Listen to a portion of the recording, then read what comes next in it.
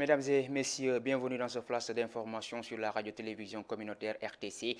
Pour démarrer, les députés de la 14e législature sont convoqués ce jeudi 29 août 2024 à une séance plénière. L'objet principal de cette session extraordinaire de l'Assemblée nationale est l'examen du projet de loi modifiant la Constitution avec la proposition de suppression du Haut Conseil des collectivités territoriales et du Conseil économique, social et environnemental.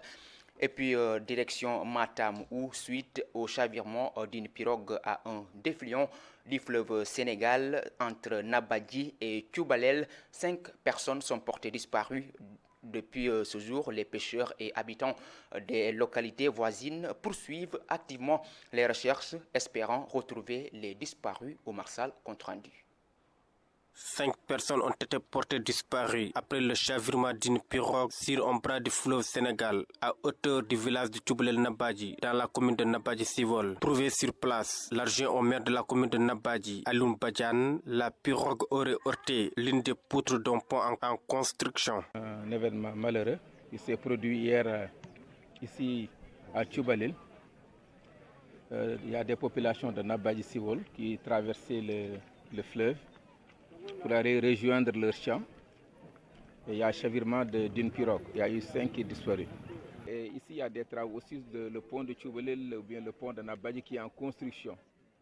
Aujourd'hui, ce pont, les travaux ne sont pas terminés. Et donc, la pirogue a heurté l'un des poteaux. Et donc, c'est le drame. Il a aussi sollicité l'aide pour qu'on retrouve les disparus le plus rapidement possible. On a contacté le sous-préfet de Ogo, on a contacté les sapeurs-pompiers, la gendarmerie, tous étaient là. Et aujourd'hui, on vient même de rentrer en contact avec le sous-préfet pour demander s'il y a des forces extérieures à la région de venir appuyer les populations. Parce que toute la population de la commune est là. Déjà, les bras croisés. Face à cette situation, c'est très difficile. Parce que tant qu'on n'a pas retrouvé les corps, les gens ne seront pas soulagés.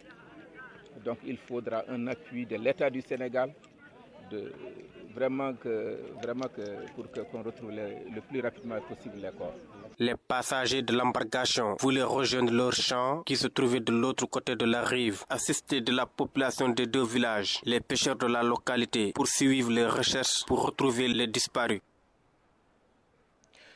Direction Bourg où depuis près de 2 mois, une rupture de stock de Milda est constatée dans les structures sanitaires et pharmacies de Ficelle.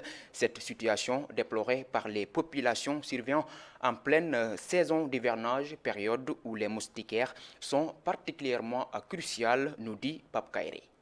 En cette période d'hivernage, et avec la recrudescence du paludisme, on a enregistré une rupture de moustiquaires imprégnés dans beaucoup de structures sanitaires en milieu rural, notamment dans la zone de Ficelle. Une situation qui commence à perdurer. Cette rupture aussi, je voudrais vous dire que c'est indépendant de notre volonté. C'est aussi indépendant de la volonté du district de Tchadjaï. On faisait les mouvements, on vendait les moustiquaires au niveau de poste, au niveau des OCB. Et aussi, il y avait aussi un stock pour les femmes enceintes et un stock pour les enfants de 0 à 5 ans. Mais depuis fin juillet, il n'y a plus de moustiquaires à vendre. Il y en avait pour les femmes enceintes et les enfants de 0 à 5 ans. Mais maintenant, présentement là où nous sommes, il n'y a plus de moustiquaires. C'est cette même situation qu'on observe au niveau de la pharmacie de Ficelle. Il n'y a plus de stock de moustiquaires et l'accès n'est pas donné à tout le monde. L'État avait confié la distribution des moustiquaires exclusivement au niveau des structures publiques. Mais néanmoins, ça se faisait aussi au niveau des officines de pharmacie. Mais puisque c'est le public qui avait plus ou moins le monopole, c'est-à-dire que c'est la raison pour laquelle qui a fait que ça a fait défaut au niveau des officines de pharmacie.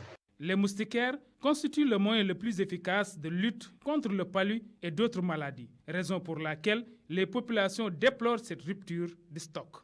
Il y a combien de chambres ici? Il faut aller visiter. Tu ne vas pas trouver de moustiquaires dans les chambres. Il y a nos enfants qui sont là, vraiment fatigués à cause du paludisme. Il y a les fosses septiques qui sont là. Actuellement, il y a beaucoup d'eau de pluie et beaucoup de moustiques.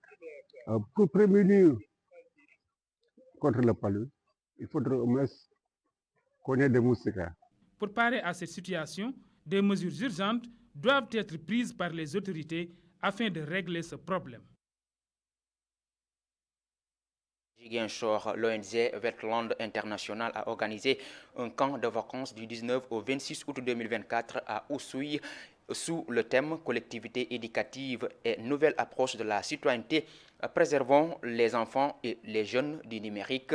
Ce camp, qui a réuni les académies de Fatick et de Ziguinchor, visait à sensibiliser les élèves à l'éducation environnementale, nous dit Zinette Badji dans un reportage. L'éducation environnementale est devenue une priorité dans les politiques de développement de l'État. C'est tout le sens du camp de vacances sur l'éducation environnementale qui a réuni les académies de Ziguinchor et de Fatick à Oussouye.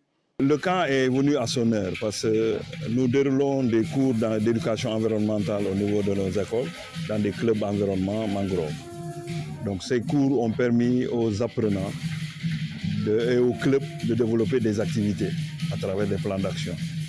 Maintenant, parmi les pensionnaires, les élèves, on a choisi certains pour participer à ce camp de vacances, renforcer leurs compétences de base, mais aussi leur apprendre de nouvelles choses qui leur permettront vraiment de s'engager pleinement dans la protection de l'environnement une fois de retour chez eux.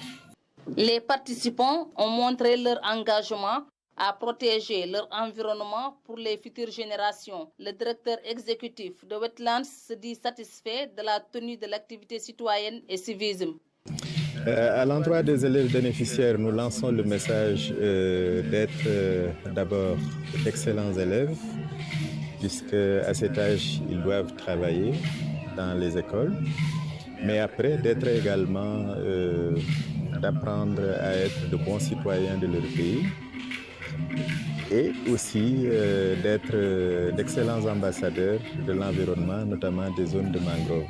Pour mieux préserver l'environnement, Wetlands International a organisé un camp de vacances à Oussouye dans la région de Ziguinchor afin d'encadrer les élèves sur l'éducation environnementale, une manière de conscientiser les élèves sur les enjeux du changement climatique.